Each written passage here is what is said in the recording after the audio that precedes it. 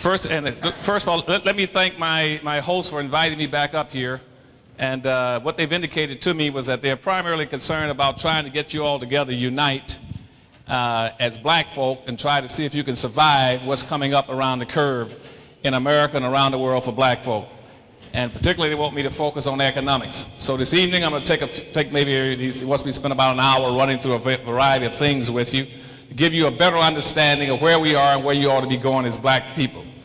And in the course of my talk in the next hour, 9 times out of 10, I'm going to step on some of your toes and talk about some things that you consider to be sacrosanct or semi-religious or things that are sacred to you.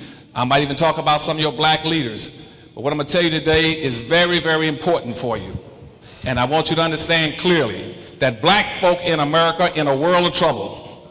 You in a world of trouble in this country and in the world. And contrary to what you hear, I don't care whether it comes out of a black mouth or a white mouth, anybody that tells you that black folk are progressing in America is lying to you. You're lying to you. And right now, if we don't do some very specific things in America and in Baltimore in the next 3 years, not 200 years from now, but in the next 3 years, you are through in America. You're through. You're going to become a permanent underclass in 3 years. And an underclass means those individuals who, by the nature of their circumstances, will be forced to live as either beggars or criminals. That's where you're going. I'm going to say it to you again in case you missed that. Here in Baltimore and any blacks in America, you got 3 years to get your act together or you're going down. You're going to be forced to be either beggars or criminals for the rest of your existence. You got an unending influx of immigrants coming to this country. They're going to bury you alive.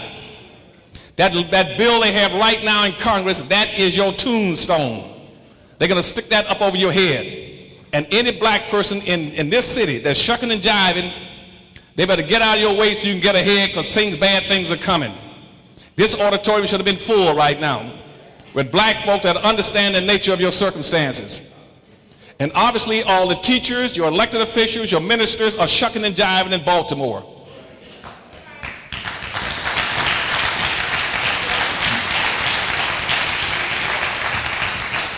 And when I say bad times are coming, it's because we are not focusing on what we're supposed to be focusing on. You've been intentionally misled and misdirected. You've been sent down the wrong road. And in comparative and proportional terms, we are exactly where we were as black folk in this country. We're exactly where we were in 1860 on the eve of the Civil War. You have not moved not one iota in 140 years.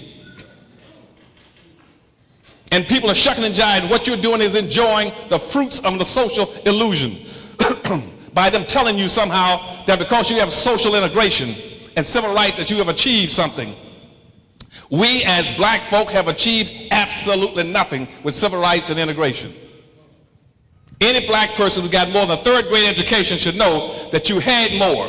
You had more before integration started than you got today. You've gone backwards.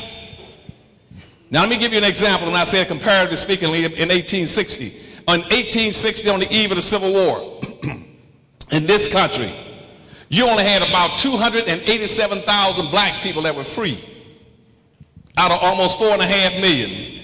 The other 4.5 million were enslaved all over America. Only 287,000 were free. And yet, out of those 287,000 black people, they had succeeded in acquiring one half of this nation's wealth. 1/2 of 1% of the nation's wealth. With only 287,000 free. Now here we are, 140 years later, in the richest nation on earth. 140 years later, you still own and control 1/2 of 1% of this nation's wealth. And contrary to what people keep telling you through a lot of civil rights leaders, civil rights and integration does not decide equal opportunity for you. You cannot get equality through civil rights and integration. What decides your opportunities in America is what you own and control. That's what decides your opportunities. You can have all the civil rights you want. You cannot go into an expensive restaurant or an expensive hotel if you don't have any money.